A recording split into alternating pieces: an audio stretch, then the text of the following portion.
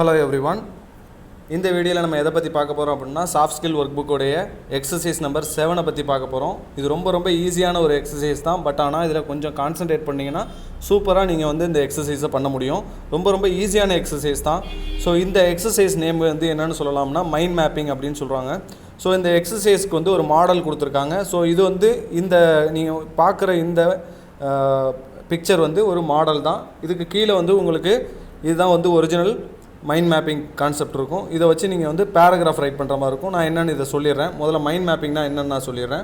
So mind மேப்பிங்கிறது ஒரு particular விஷயத்தை எடுத்து அதில் உள்ள சாதக பாதகங்களை கேட்டகரைஸ் பண்ணுறது, அதில் இருக்க சொல்யூஷன்ஸை கண்டுபிடிக்கிறது, அதில் இருக்க பிரச்சனைகளை சொல்கிறது, அதில் உள்ள விளைவுகளை சொல்கிறது, அதை சால்வ் பண்ணுறதுக்கான வழிகளை சொல்கிறது.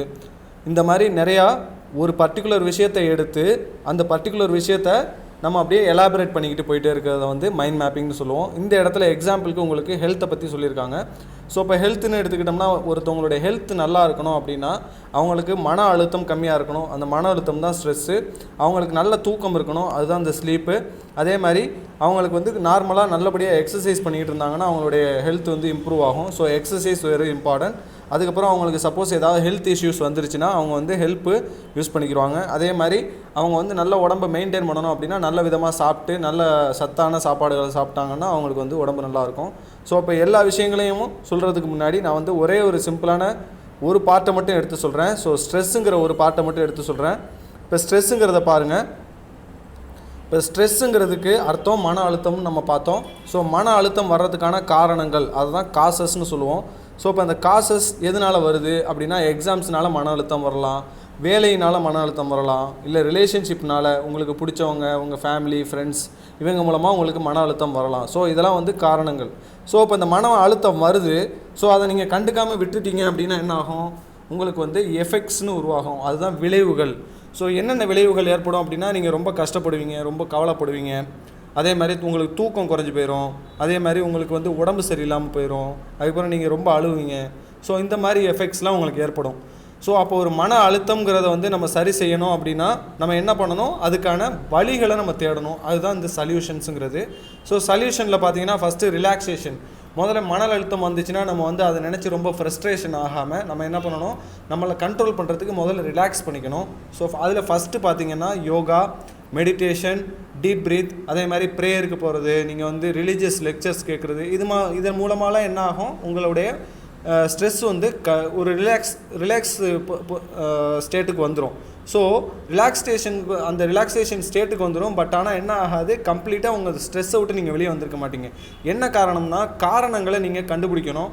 எதனால நம்மளுக்கு திருப்பி ஸ்ட்ரெஸ் வந்துக்கிட்டே இருக்குது அப்படிங்கிறத கண்டுபிடிச்சி அதுக்கு தனியாக நம்ம செட் கோல்ஸ், அதாவது கோல்ஸை நம்ம செட் பண்ணணும். கோல்ஸ்னால் வந்து சில எல்லைகளை நம்ம செட் பண்ணணும். இந்த குறிப்பிட்ட நேரத்தில் இந்த வேலையை நான் முடிக்கணும், நான் வந்து எக்ஸாம்ஸுக்கு இந்த குறிப்பிட்ட நேரத்தில் படிக்கணும், இந்த குறிப்பிட்ட நேரத்தில் இந்த வேலையை முடிக்கணும், இந்த பிரச்சனைகளை இப்படி சால்வ் பண்ணணும், இவங்களை வச்சு சால்வ் பண்ணணும், ரிலேஷன்ஷிப் மூலமாக ஏற்பட்ட பிரச்சனைகளை அவங்கள வச்சு சால்வ் பண்ணணும், நம்ம வந்து பாசிட்டிவாக நடந்துக்கணும். இந்த மாதிரி பண்ணுறது வந்து செட் கோல்ஸ்னு சொல்லலாம். அடுத்து பாருங்கள், ஸ்ட்ரெஸ்ஸு குறையணும்னா நீங்கள் எக்ஸசைஸ் பண்ணாலும் உங்களுடைய ஸ்ட்ரெஸ்ஸு குறையும். அது மட்டும் இல்லாமல் முக்கியமான விஷயம், இந்த மாதிரி பேட் ஹேபிட்ஸ் எல்லாம் நீங்கள் அவாய்ட் பண்ணிக்கிட்டால் உங்களுடைய ஸ்ட்ரெஸ்ஸு குறையும். ஜஸ்ட் லைக் தட் நீங்கள் பாருங்கள், ஸ்லீப்புக்கும் அதே மாதிரி தான் நிறைய விஷயங்கள் இருக்கும். ஸோ எப்படியெல்லாம் வந்து அதை வந்து கேட்டகரைஸ் பண்ணி காட்டியிருக்காங்கன்னு பாருங்கள். அதே மாதிரி டயட்டுக்கு சொல்லியிருக்காங்க பாருங்கள், ஃப்ரூட்டு, வெஜிடபிள்ஸ், அதே மாதிரி ப்ரெட்டு, செரியல் இதெல்லாம் வந்து நம்ம சாப்பிடணும் அப்படின்னு. ஹெல்த்துக்கு பார்த்திங்கன்னா டாக்டர்கிட்ட பார்க்குறது, அதே மாதிரி டயட்டீஷியன்கிட்ட பார்க்குறது, அதே மாதிரி நியூட்ரிஷன் வந்து ஃபாலோ பண்ணுறது. எக்ஸசைஸில் பார்த்திங்கன்னா நிறைய விதமான எக்ஸசைஸ் இருக்குது. ஸோ இதெல்லாம் பண்ணும்போது நம்மளுக்கு வந்து உடம்புல பெயின் இருக்காது. அதே சமயத்தில் நம்மளுடைய இம்யூனிட்டி அதிகமாகும், நம்மளுடைய ஸ்ட்ரென்த் அதிகமாகும். ஸோ ஃப்ளெக்சிபிலிட்டியாக நம்ம இருப்போம். ஸோ இதெல்லாம் வந்து ஹெல்த் பேஸ்டாக உள்ள ஒரு மைண்ட் மேப்பிங். ஸோ இதையே அப்படியே கொண்டு வந்து நம்ம என்ன பண்ணுறோம், கீழே இருக்கக்கூடிய உங்களுக்கு இருக்கக்கூடிய எக்ஸசைஸில் அப்ளை பண்ணுறோம். மேலே இருக்கிறது மாடல், இப்போ பார்க்குறது வந்து உங்களுடைய ஒரிஜினல் எக்ஸசைஸ். ஸோ இதில் என்ன சொல்லியிருக்காங்க அப்படின்னா, கீழே கொஸ்டினை பாருங்கள். Applying the above model, create a mind mapping on the title My Country My Vision. Using the mind mapping, write a paragraph. So ஒவ்வொன்றையும் பற்றி நீங்கள் தனிப்பட்ட முறையில் ஒரு சின்ன பேராகிராஃப் எழுதுகிற மாதிரி இருக்கும். ஸோ இதில் வந்து எத்தனை டாபிக்ஸ் இருக்குதுன்னு முதல்ல பார்த்துக்குவோம். எஜுகேஷன் ஒரு டாபிக் இருக்குது, பாலிட்டிக்ஸ்னு ஒரு டாபிக் இருக்குது, ஹெல்த்துன்னு ஒரு டாபிக் இருக்குது, எக்கனாமிக் க்ரோத்துன்னு ஒரு டாபிக் இருக்குது, கம்யூனல், டெக்னாலஜி, அக்ரிகல்ச்சர். இப்போ எக்கனாமிக் க்ரோத்தில் பார்த்திங்கன்னா அக்ரிகல்ச்சரும் இண்டஸ்ட்ரியும் இருக்குது. ஸோ சார் இப்போ நான் எப்படி சார் இதெல்லாம் யோசிச்சு எழுதுறது, என்னோட பாயிண்ட் ஆஃப் வியூவில் என்னோட கண்ட்ரியை பற்றி நான் எழுத சொல்லியிருக்காங்க, அப்போ நான் அதை எப்படி எழுதுறது அப்படின்னா ரொம்ப ரொம்ப சிம்பிளான விஷயந்தான். இதுக்கு நீங்கள் இன்டர்நெட்லேயே நீங்கள் என்ன பண்ணலாம், ஈஸியாக பாயிண்ட்ஸை எடுக்க முடியும். ஸோ எப்படி பாயிண்ட் எடுக்கணும்னு சொல்கிறேன்.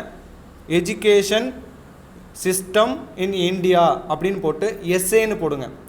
இப்போ ஒவ்வொன்றுலையுமே நம்ம பார்த்தோம், மேலே உள்ளதில் பார்த்தோம், ஸ்ட்ரெஸ்ஸுக்கான 3 விஷயங்களை பார்த்தோம்.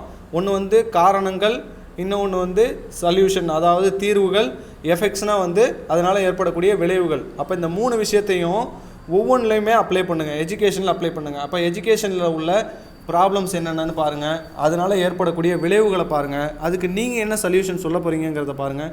ஸோ இது எல்லாமே எதில் இருக்கும், ஆன்லைனில் எஸ்ஏ ஃபார்மெட்டில் இருக்கும். ஸோ எஸ்ஏ ஃபார்மெட்டில் நீங்கள் கம்ப்ளீட் எஸ்ஏலாம் போட வேண்டியதில்லை.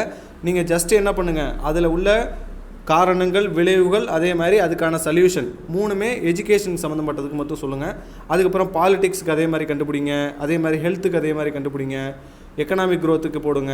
ஸோ எப்படின்னா எல்லாத்துக்குமே இப்படி சர்ச் பண்ணுங்கள், education system in India essay, அதே மாதிரி பாலிடிக்ஸ் இன் இந்தியா எஸ்ஏ, கம்யூனிட்டின்னு போட்டு கம்யூனிட்டிஸ் இன் இந்தியா எஸ்ஏ, அதே மாதிரி health system in India essay, economic க்ரோத்துன்னு போட்டு agriculture growth in India essay அப்படின்னு போட்டிங்கன்னா ஒவ்வொன்றுக்குமே தனித்தனியான எஸ்ஏ இருக்கும். அந்த எஸ்ஏஎஸ்லேருந்து நீங்கள் என்ன பண்ணிக்கலாம், ஈஸியாக பாயிண்ட்ஸ் எடுத்துக்க முடியும்.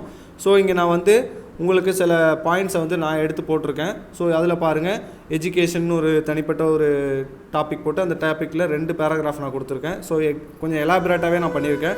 நீங்கள் இவ்வளோ பெருசாக எழுத வேண்டியதில்லை, ஒரு பேராகிராஃப், ஒவ்வொன்றுக்கும் ஒரு பேராகிராஃப் இருந்தாலே போதும். ஸோ அடுத்து பாலிடிக்ஸ்க்கு போட்டிருக்கேன், அதுக்கப்புறம் ஹெல்த்துக்கு போட்டிருக்கேன், அதுக்கப்புறம் எக்கனாமிக் க்ரோத்தில் வந்து அக்ரிகல்ச்சர், இண்டஸ்ட்ரி, இந்த 2 கேட்டகரைஸ் பண்ணி போட்டிருக்கேன். அதுக்கப்புறம் கம்யூனிட்டி பற்றி சொல்லியிருக்கேன், லாஸ்ட்டாக டெக்னாலஜி பற்றி சொல்லியிருக்கேன். ஸோ இவ்வளோ தான் வந்து இந்த எக்ஸசைஸில் உள்ள விஷயங்கள்.